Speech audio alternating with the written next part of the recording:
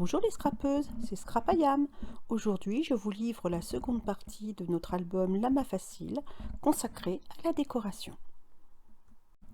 Je vous le montre page par page, puis je vous détaillerai juste après la réalisation. Là, j'ai mis beaucoup d'embellissements. La seconde page est en fait une photo recto verso. Ici, un des petits onglets contenus dans le kit, et j'ai fait un amalgame entre toutes les petites étiquettes prédécoupées et les post-it qui étaient dans la collection de kit. Là, j'ai colorisé mes tampons avec des crayons de couleur aquarellables. La page carrée, bon, c'est juste de l'imprimé découpé. Là, c'est un tampon de chez Karine Cazenave Tapis que j'ai aquarellé également. Sur cette page qui a un volet qu'on ouvre, j'ai repris la même décoration que mes demi-pages, avec toujours les étiquettes et les post-it. Et à l'intérieur, mes tampons cactus, contrairement à ce que j'avais fait en couverture, je les ai laissés en noir et blanc, je les ai colorisés avec mes crayons de couleur, donc. Et voilà, pour donner un peu de couleur. Et puis là, j'ai simplement couvert mon volet avec une photo 10-15. Sur cette page-là, j'ai juste mis 2 photos verticales, puis j'ai de nouveau créé une autre page avec une photo verticale recto verso. Puis j'ai repris ma décoration avec ma série d'étiquettes, de post-it et d'onglets. Et derrière, j'ai mis cette découpe qui s'appelait Window de chez Scrap Plaisir, qui m'a permis d'insérer une photo avec des jolies découpes. Bon, là, c'est simplement donc une page carrée.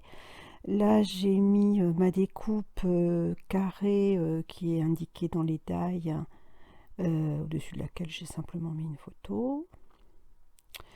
Cette demi-page-là, en fait, c'est une photo qui est collée sur le papier aquarelle sur lequel j'ai tamponné le petit lama et que j'ai bien sûr aquarellé. Je vous montrerai grosso modo comment. De nouveau, un petit volet avec le même type de décoration, mes étiquettes et mes petits post-it. Et là, j'ai mis une série de 6 petites photos pour couper un peu la succession en fait de tout ce que j'ai mis jusqu'à présent. Sur cette photo-là, j'ai voulu mettre en valeur par ces petits pointillés qui forment en fait un leitmotiv tout au long de l'album.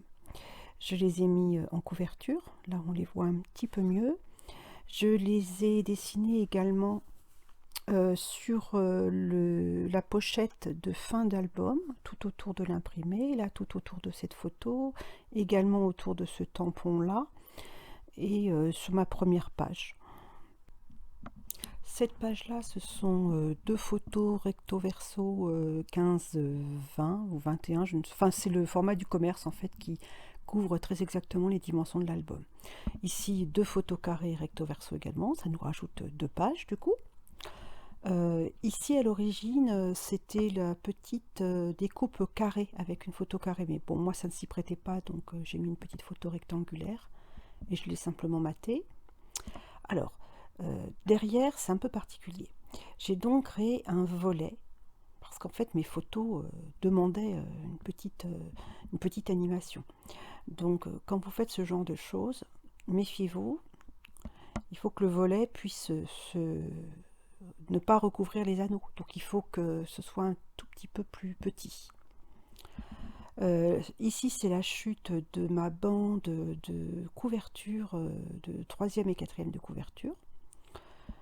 J'ai remis une photo recto verso grand format, et enfin une pochette que j'ai décorée avec ce qui me restait d'étiquette.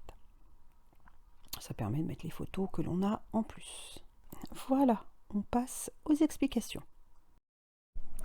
J'ai utilisé pour cette kit l'ensemble de la collection Olama de chez Toga, donc des petits post-it, des onglets, mais également des petits oiseaux, mais qui eux viennent d'une autre collection. Le papier est également le papier en format 15-21, si je ne m'abuse, qui est un papier assez léger et qui n'est pas imprimé recto verso.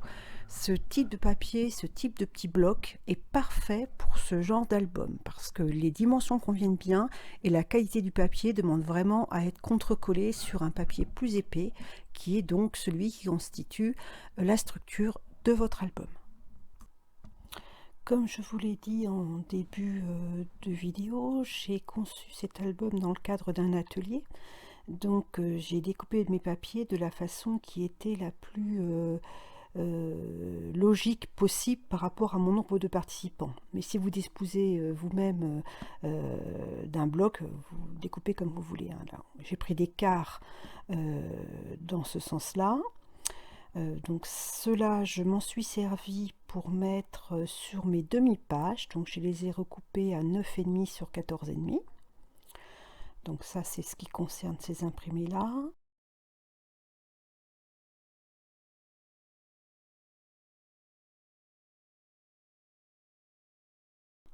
Ces deux-là qui ont des couleurs différentes mais des motifs un peu similaires, c'est pour la couverture, l'un pour la découpe, l'autre pour ce qui est apposé. Et j'ai mis le reste du rose donc en travers d'une de mes demi-pages. Celui-là, c'est aussi un quart, mais dans le sens de la longueur. Voilà, pour vous donner une idée des dimensions. Donc je m'en suis servi pour cette mini page là qui apparaît en fin d'album. Donc je l'ai recoupé également pour laisser un petit espace autour. Mais finalement, comme j'ai changé mes plans, je l'ai mis en deuxième de couverture. J'ai mis le reste sous l'une de mes photos. C'est cette bande là qui correspond également à un quart, mais dans le sens horizontal cette fois-ci. Je l'ai pris, je l'ai redécoupé et je l'ai pris pour ma pochette de fin d'album sur la troisième de couverture. Donc je l'ai un petit peu rogné et je l'ai mis sur cette pochette et tout autour j'ai fait un petit pointillé au feutre. Ces deux demi-feuilles, je les ai recoupées en carré et elles iront sur mes pages carrées que je vous montre. Voilà, donc j'ai laissé pareil un petit espace autour, que vous pouvez réduire hein, d'ailleurs. Hein. Puis j'ai mis les deux bandes qui me restaient, l'une sous ma série de 6 photos, je vous expliquerai un petit peu plus loin comment j'ai procédé, et l'autre en deuxième de couverture. Après la découpe de mes papiers de structure que vous avez vu en partie 1, j'ai découpé également toutes les petites étiquettes qui étaient jointes au kit. Et j'ai ancré l'ensemble de mes papiers et embellissements avec de la Memento London Fog. Donc les papiers de structure, mais également tous les papiers qui m'ont servi à recouvrir cette structure. J'ai ensuite procédé aux découpes avec la Big Shot. Donc tout d'abord mes deux cercles, le plus petit qui sert pour la couverture et le plus grand qui sert au matage de celui-ci. J'ai essayé d'optimiser au maximum. Par exemple, ce petit carré, je l'ai mis à l'intérieur du cercle puisqu'on ne le verra pas. Ce carré moyen, je l'ai découpé dans le carré plus grand qui servira au matage d'une de mes photos. Et dans celui-ci, j'ai découpé des petits œillets. J'ai mis donc les deux petits carrés supplémentaires qui serviront à mes 3 photos, au matage de mes 3 photos. Voilà. J'ai fini par les mots qui constituent le titre. J'ai commencé par la décoration de ma couverture. J'ai laissé, lorsque j'ai collé le papier imprimé au bord de ma page, j'ai fait en sorte que l'un des coins ne soit pas collé. Comme ça, j'ai pu exactement tamponner mon premier cactus là où je le souhaitais. Alors certes, j'aurais pu simplement cacher le bord de ce papier, mais ça n'aurait pas été très très joli parce qu'il y aurait eu un morceau d'encre qui ne se serait pas vu. Comme vous voyez là, je suis en train de découper un petit cache qui reproduit une partie de mon cactus pour pouvoir faire la fameuse technique qui permet de faire des impressions les unes par-dessus les autres. Et bien sûr, je n'oublie pas mon petit pointillé tout autour.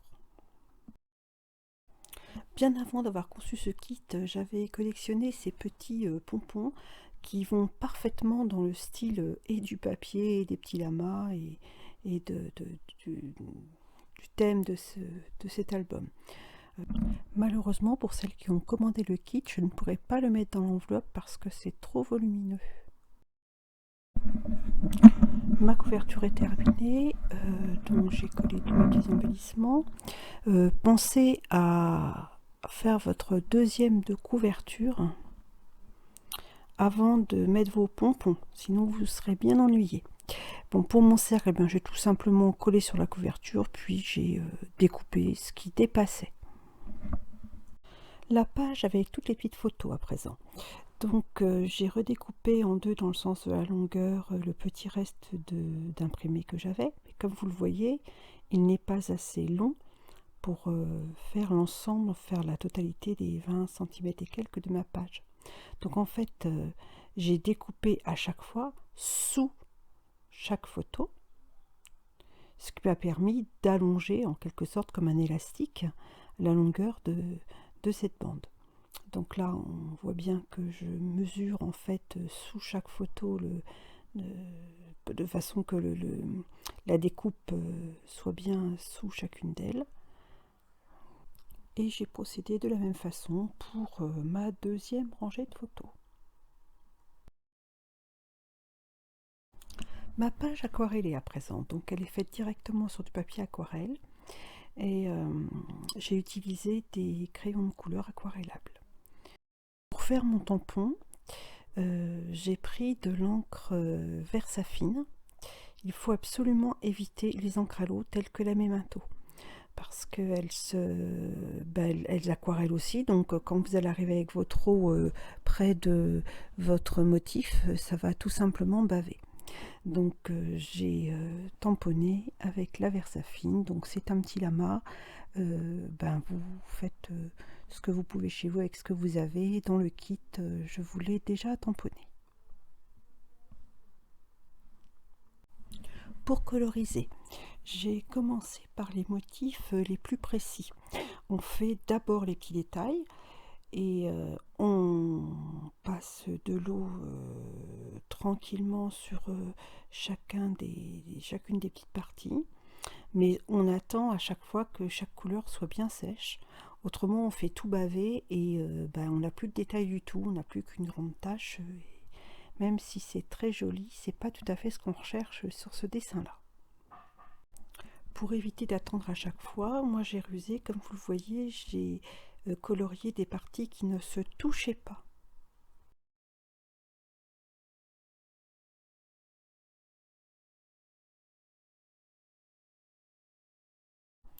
Pour aquareller, j'utilise un pinceau à réservoir d'eau. Je trouve ça extrêmement pratique. Ça évite d'avoir à tremper son pinceau dans de l'eau à côté et puis de faire des tâches. En fait, on n'a pas toujours juste ce qu'il faudrait au point de vue humidité. Là, c'est vraiment parfait. Je n'oublie pas à côté le petit chiffon qui me permet d'essuyer mes poils de pinceau entre chaque changement de couleur.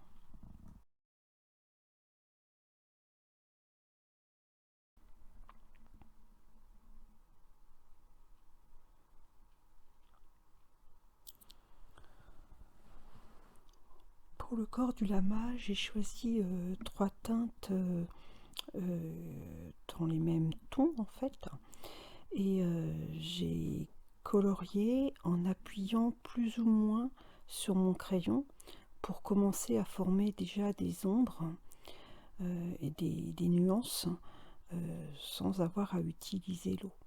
J'ai commencé par la couleur la plus foncée et puis je suis allée vers la plus claire.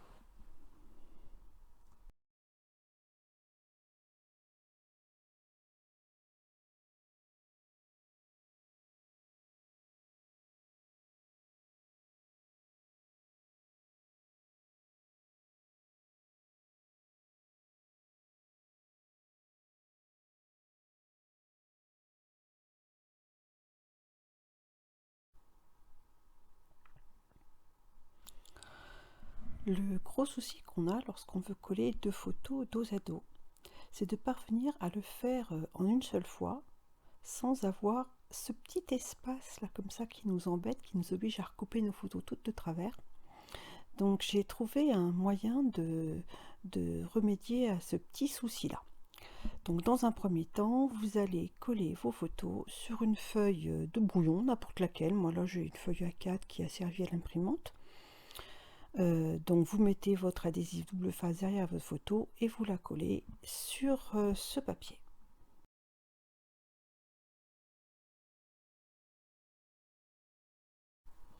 N'oubliez pas le petit chiffon en tissu à la fin qui vous évitera de rayer votre photo lorsque vous allez presser pour bien coller. À présent, vous allez prendre votre plus beau cutter et vous allez poser la lame contre le rebord de la photo.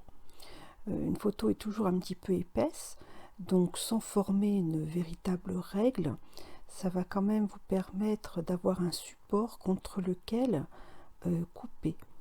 Vous faites ça très délicatement sans appuyer sur votre lame. Faites-le une fois, deux fois, trois fois si nécessaire. Votre papier est assez fin, donc en règle générale, une fois ça suffit. Mais voilà, vous le faites sans appuyer, autant de fois qu'il le faut.